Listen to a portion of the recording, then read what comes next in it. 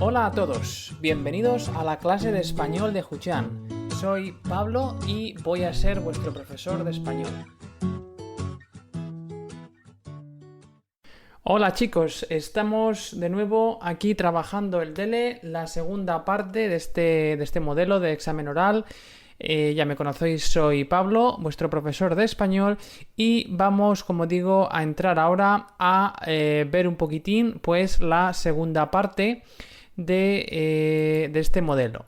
Recuerdo súper rápido, tenemos 4 a 6 minutos en los que vamos a hacer una especie de debate con el interlocutor, con el entrevistador, basándonos en el tema de la tarea número 1 y en el tema del texto que hemos estado preparando durante los 20 minutitos de antes, ¿de acuerdo?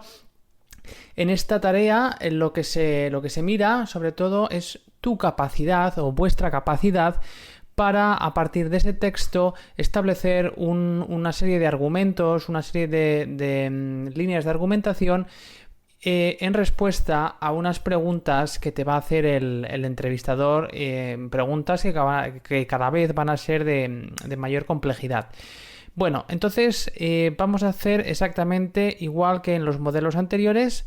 Yo haré 6, 7, 8 preguntitas, depende, ¿no? Lo que sean el contenido de las respuestas. Y os voy a dar unos segundos para que pauséis la grabación y para que penséis un poquitín qué respuesta daríais. Después me vais a ir escuchando a mí y yo pues voy a dar una respuesta como la que vosotros podríais dar en esa circunstancia. De nuevo, no quiero ser pesado, pero recordad que mi respuesta es simplemente orientativa, que no es ni mejor ni peor que la vuestra, es simplemente, pues bueno, lo que yo diría. Eso no quiere decir que sea mejor que lo vuestro. Vale, recordamos brevemente, es el texto, el tema del texto, si hubiese que resumirlo súper breve, no sé si vosotros habéis alguna vez tenido que hacer una defensa de una memoria de licenciatura, de grado, de máster o de doctorado. Bueno, pues hay una pregunta que dice, a ver, resúmame su tesis doctoral, su tesis de máster en 1 minuto, en 30 segundos, en 2 minutos, ¿no? Bueno, pues si en 10 segundos tuviésemos que resumir el tema del texto que nos ha tocado preparar, diríamos que se trata de cómo la mujer en ocasiones desarrolla pensamientos negativos que generan más pensamientos negativos por una especie de autorreflexión, por una especie de carácter introspectivo que es más propio de la mujer que del hombre, y luego una serie de estrategias para solucionar esta problemática. Bueno, este es el tema, ya hemos hablado de él, ya hemos expuesto lo que nos parece, lo hemos resumido, hemos, pues un poquitín proporcionado al entrevistador nuestro punto de vista en la tarea 1, y ahora, basándonos en esa opinión que hemos vertido en la tarea número 1, lo que vamos a hacer es contestar a preguntas mucho más específicas. Bueno, ¿estáis listos? Sí, vale. Pues vamos ahora mismo con la pregunta número 1. ¿Podría usted comentar o enumerar alguna serie de diferencias psicológicas entre hombres y mujeres? Vale, ahora hacemos una pausa de nuevo para, idealmente al menos, escribir una respuesta a esta pregunta y proporcionar una respuesta oral. Lo podéis hacer de las dos maneras. Primero me pausáis y a continuación pues la escribís, o primero os grabáis vosotros mismos, por ejemplo con el móvil, hablando cómo contestaríais a esa pregunta, y luego vosotros mismos os escucháis, analizáis los errores que habéis cometido o que creéis que habéis cometido, porque en el habla espontánea se cometen errores. Entonces, os escucháis y también lo escribís. Vale, hacemos una pausa y a continuación yo doy una respuesta a esta pregunta.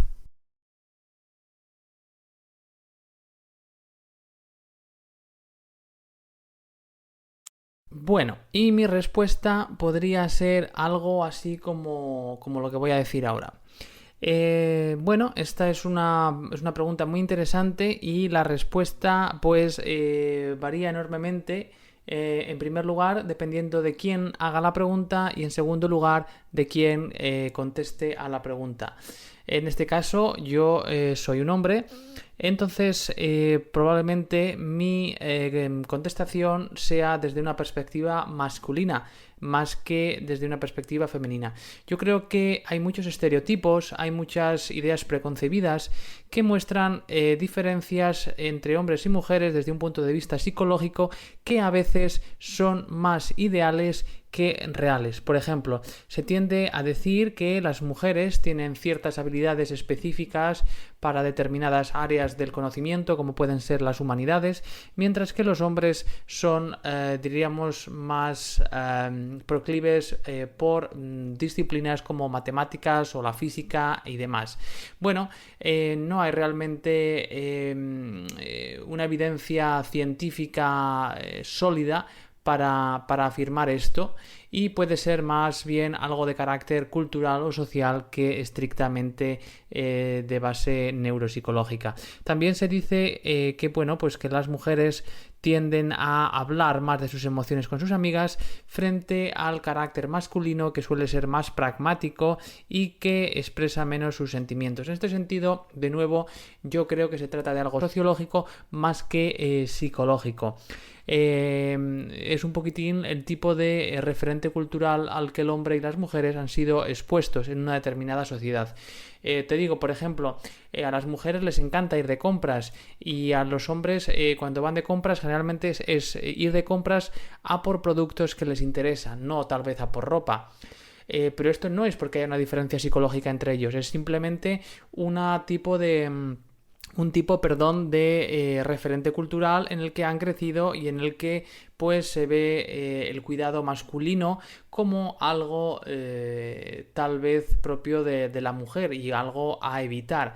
Aunque si bien es cierto que este siglo XXI está trayendo un mayor desarrollo y en este sentido hemos acuñado el término de metrosexual para referirnos a ese hombre que ya comienza a mostrar unas características muy semejantes a los de la mujer en lo que se refiere al cuidado y a la apariencia personal.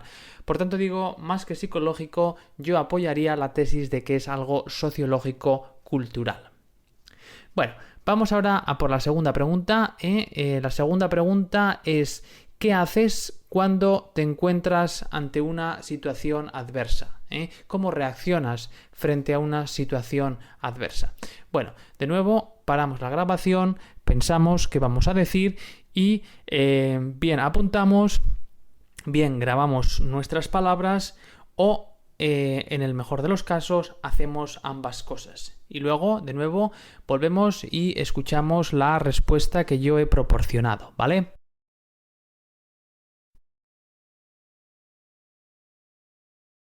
Bueno, esta es una pregunta pues que da lugar a la reflexión personal y que se contesta muy bien desde la calma y desde la silla de una sala de examen.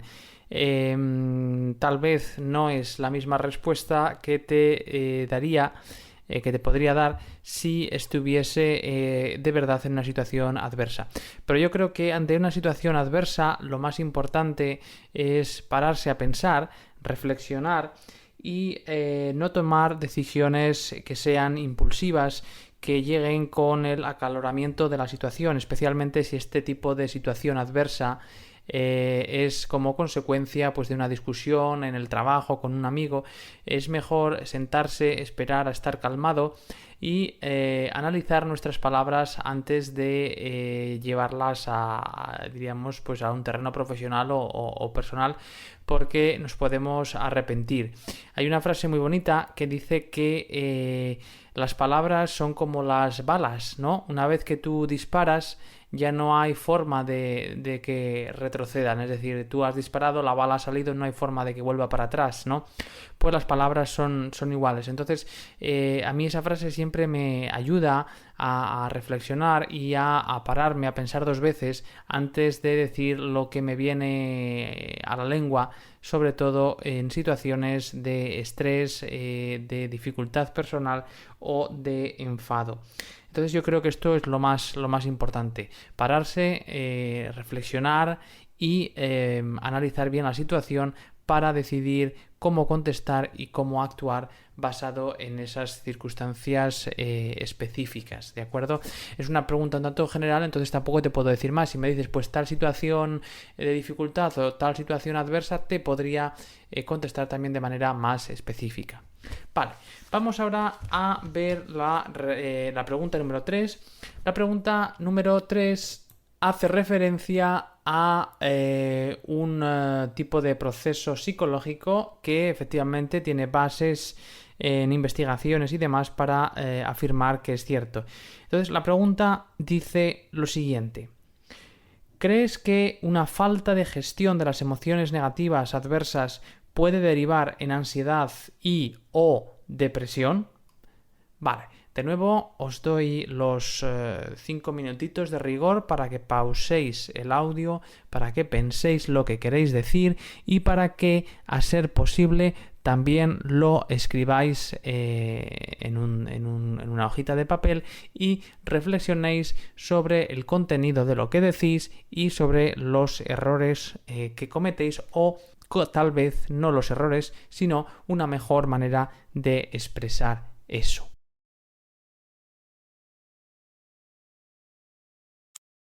Bueno, cuando hablamos de ansiedad y hablamos de depresión, parecemos o parece que estamos refiriéndonos a dos enfermedades que se consideran las enfermedades del siglo XX, del siglo XXI, porque yo me acuerdo que cuando estudiábamos en la facultad, en la literatura a lo largo de la historia de la historia de la literatura española, pues dice que bueno que depresión y ansiedad ha habido siempre, pero nunca ha recibido esta atención mediática y por otro lado atención médica, psicológica, que realmente se merecen, puesto que son enfermedades mentales y que parece ser que este tipo de enfermedades, aunque las ha habido siempre, son más abundantes y más comunes de lo que creemos en este siglo que nos ha tocado vivir, que contradictoriamente, a pesar de una mayor seguridad, de una mayor estabilidad desde el punto de vista social, no obstante sigue generando este tipo de problemática.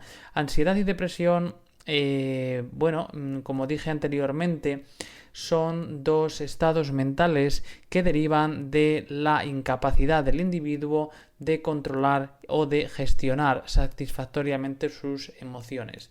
El punto de partida de ambas suele ser algo semejante, una especie de miedo, una especie de desasosiego, de pensamiento negativo que no son capaces de gestionar. Este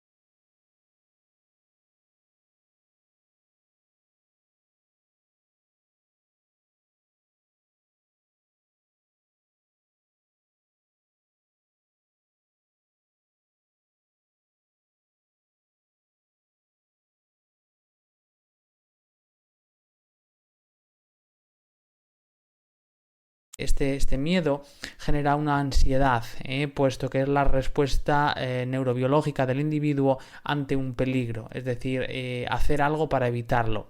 ¿Qué pasa? Que cuando ese peligro es ficticio o no tan real como nos gustaría, incluso está fuera de nuestro alcance diríamos, evitarlo, pues se genera una situación de ansiedad, una situación que lleva a la depresión, porque bueno, la ansiedad es esa hiperactividad por cambiar algo, pero cuando nos damos cuenta de que las fuerzas con las que contamos para llevar a cabo el cambio no son suficientes, simplemente lo que hace la persona es rendirse. Entonces se genera así un sentimiento de depresión. En cualquier caso, son dos estados mentales que suelen darse o que suelen aparecer tras un periodo de tiempo relativamente largo en el que se suceden estos pensamientos negativos y este tipo de malos hábitos, ¿no? de gestión de los sentimientos, de las emociones negativas, ¿no? Por eso es tan importante que aprendamos a gestionar las emociones, a aceptar las adversidades para no caer en esta problemática. Vale, vamos ahora a la siguiente pregunta. Bueno, la siguiente pregunta dice así: ¿podrías comentar alguna estrategia para tratar de evitar o superar emociones negativas? Bueno, pues de nuevo lo que hacemos ahora es pausar la grabación y elaborar nosotros una respuesta. A continuación me escucháis.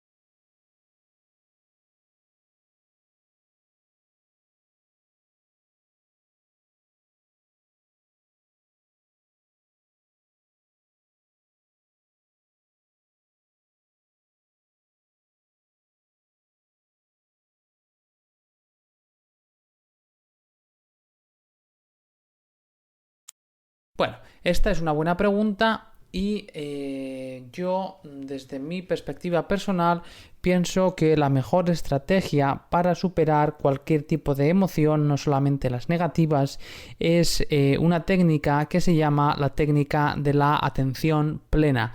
La técnica de la atención plena, que a veces utilizamos el nombre en inglés, en español también, se dice mindfulness. Y este tipo de, diríamos, de estrategia o de escuela de pensamiento, de modificación conductual, lo que promulga es centrar, aprender a concentrar nuestras emociones en el momento presente. Es decir, en lugar de tratar de evitar los pensamientos negativos, en lugar de escapar a esos, de tratar de escapar a esos sentimientos que lo único que estaríamos haciendo, diríamos, es incrementar su poder, es observarlos, observar esos tipos de pensamientos y asumirlos con naturalidad. sin tratar de cambiarlo, sin tratar de modificarlo, simplemente como algo que forma parte del propio individuo. Yo creo que la mindfulness, la atención plena, proporciona una serie de técnicas de meditación de origen budista que enseña al individuo a afrontar las situaciones de estrés, las situaciones de depresión desde una óptica distinta. Y digo que se trata esta de una técnica o un conjunto de técnicas que han encontrado, digo, una gran aceptación entre el público, puesto que se ha investigado sobre las mismas y se ha establecido una relación directa entre la práctica de estas estrategias de meditación, de concentración y beneficios a nivel fisiológico en la propia estructura cerebral. Entonces, podríamos decir que sí, que está probado empíricamente que esta es una buena estrategia para superar emociones negativas y otros tipos de problemas de carácter psicológico sin recurrir a tratamientos farmacológicos. Entonces yo creo que esto es lo más apropiado. Vale, vamos ahora a la siguiente pregunta. Bueno, la pregunta es la siguiente. ¿Por qué crees que las mujeres desarrollan más emociones negativas que los hombres? Bueno, de nuevo hacemos una pausa y como en ocasiones anteriores trabajamos personalmente nuestras respuestas. A continuación me escucháis a mí.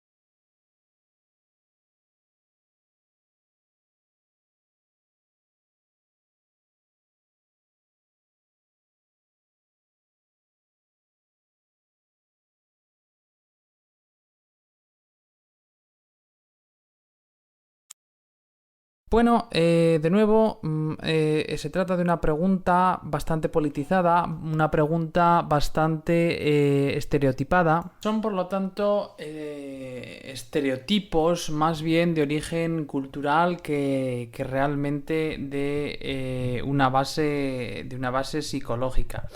Es cierto que tradicionalmente las mujeres han ocupado un rol social asociado al cuidado de la casa, al cuidado de los hijos, al cuidado de los ancianos, y que en este contexto se pueden haber desarrollado más las habilidades sociales, la comunicación, el hablar, el escuchar, y como parte de estas habilidades, la empatía con los sentimientos de la otra persona pueden haber encontrado un mayor pues desarrollo, y por eso en este sentido la mujer se le ha atribuido más este tipo de emociones negativas, pero yo sigo pensando que es algo más de carácter sociocultural que psicológico. Es decir, más que atribuir esta diferencia a diferencias de estructura neuronal, estructuras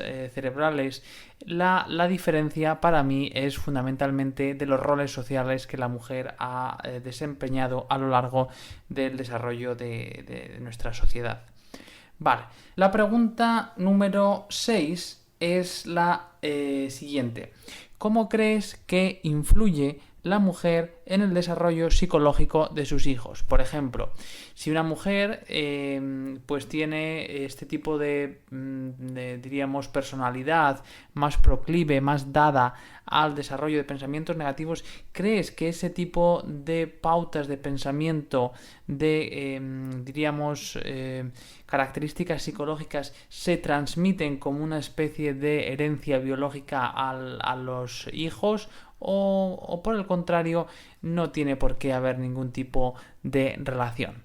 Vale, de nuevo hacemos lo que hemos hecho anteriormente, pausamos un poquito el audio y ponemos por escrito y grabamos nuestras respuestas.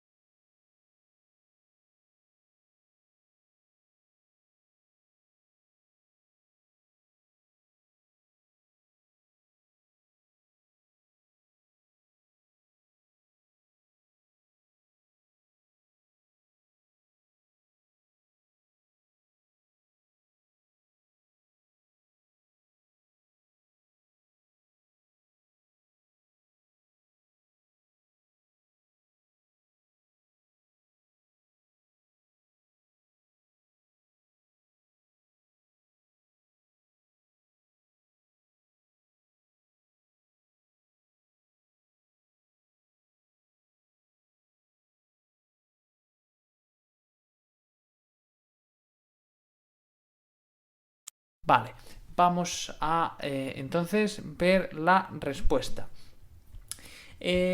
Contrariamente a lo que se había pensado, sabemos hoy día que la herencia que reciben los hijos, nuestros hijos, no solamente se limita a la herencia de base biológica, de base genética, es decir, nuestros genes, sino que también el tipo de entorno psicológico, cognitivo, afectivo en el que los hijos se desarrollan juega un papel fundamental en la construcción de lo que será la personalidad futura de nuestros vástagos.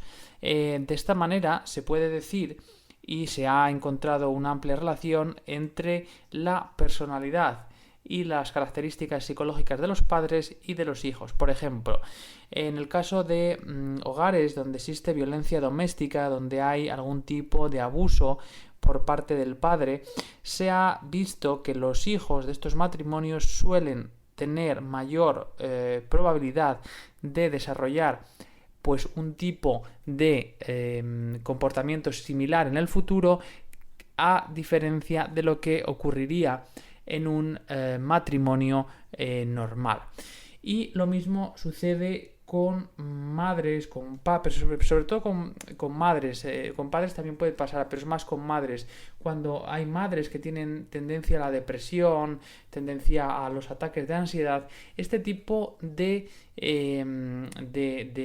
emoción no solamente se transmite a los que están alrededor, diríamos, pues al marido y demás, sino también a los hijos. Es decir, hay que ser muy, muy conscientes de esto.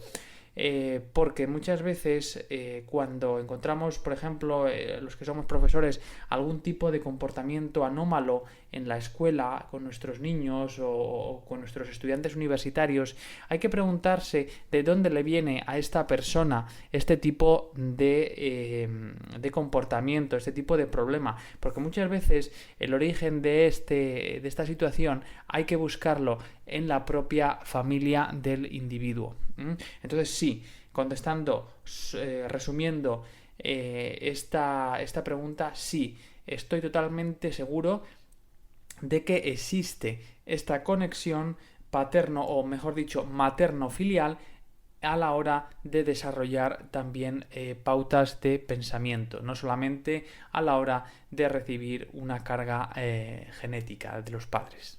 Vale, pues hemos llegado hasta aquí, ¿no? Con esta segunda parte del examen oral. Es muy importante decir que las preguntas que os he hecho, las preguntas que yo he contestado, los modelos de respuestas, son modelos que en alguna ocasión son difíciles de dar. Yo cuando estoy dando estas respuestas no quiero hacer, o sea, no las estoy leyendo. Si me escucháis os daréis cuenta de que cometo errores, de que reformulo la pregunta, de que introduzco anécdotas personales, etcétera. Bueno, pues esto es un elemento muy importante a tener en cuenta en esta parte del examen.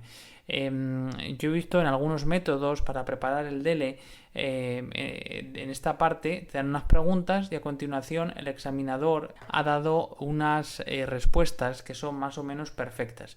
Vamos a ver, yo creo que ese tipo de preparación no es realista. Y no es realista porque incluso un nativo, cuando me hacen a mí esta pregunta que os estoy haciendo a vosotros, yo no soy capaz de responder sin ningún tipo de error, sin vacilaciones, sin reformulaciones, porque ese tipo de discurso no es cierto, no es creíble, no es veraz. En la conversación, incluso por nativos y a niveles avanzados, tiene que tener errores, tiene que tener reformulaciones, son características propias de este tipo de discurso. Por lo tanto, no os preocupéis. Cuando yo os digo a vosotros, grabaos a vosotros mismos, os digo, escribidlo, es simplemente para reflexionar, para ver qué tipo de estructuras podríais mejorar o para ver si habéis coincidido con lo que yo digo. No se trata de ver, es que mira, he cometido muchos errores. No, los errores forman parte de la conversación. Es algo lógico, es algo normal y lo esperamos. Yo tenía hoy, por ejemplo, tuve una discusión con un alumno que me mandaba un correo diciéndome que había hecho el examen y que, bueno, eran dos personas que han tomado el examen, que han hecho el examen, y decía que ella lo había hecho mejor que su compañera, porque su compañera en varias ocasiones había introducido reformulaciones, había tenido dudas, se había equivocado y había pedido perdón y repitió, se explicó, hizo una especie de parafraseo de sus palabras. Y entonces estaba enfadada porque ella consideraba que esto no era normal y no se merecía su compañera, su amiga, una nota más alta que ella. No, vamos a ver. Como acabo de decir, los nativos, cuando hablamos, no importa qué idioma, en este caso estamos centrándonos en el español, cometemos errores. Necesitamos reformular nuestras ideas, replantear lo que vamos a decir. Entonces, en este sentido, es muy importante que no os dejéis llevar por el desánimo, no penséis que no estáis preparados. Tenéis que ir con seguridad. Tenéis que saber que no importa que os equivoquéis, no os importe que cometáis un error, repetís, pedís perdón, porque esto indica a su vez una estrategia. Sois conscientes del error, y esto es un punto positivo que lo valoramos en los exámenes. Ser consciente del error y autocorregirse. La autocorrección es una de las características muy importantes, sobre todo a niveles elevados, ¿vale? Bueno, pues no tengo nada más que deciros. Hemos terminado esta parte y nos vamos a centrar ahora en lo siguiente, que es la preparación de esa discusión. Ya para eso sí que no tenemos ningún tipo de apunte, ningún tipo de esquema, y lo que voy a hacer es, como he hecho en otras ocasiones, simplemente daros mi comentario personal. Vale, pues hasta aquí hemos llegado y gracias por estar aquí, gracias por vuestra paciencia y nos vemos en nada de tiempo. Venga, hasta luego.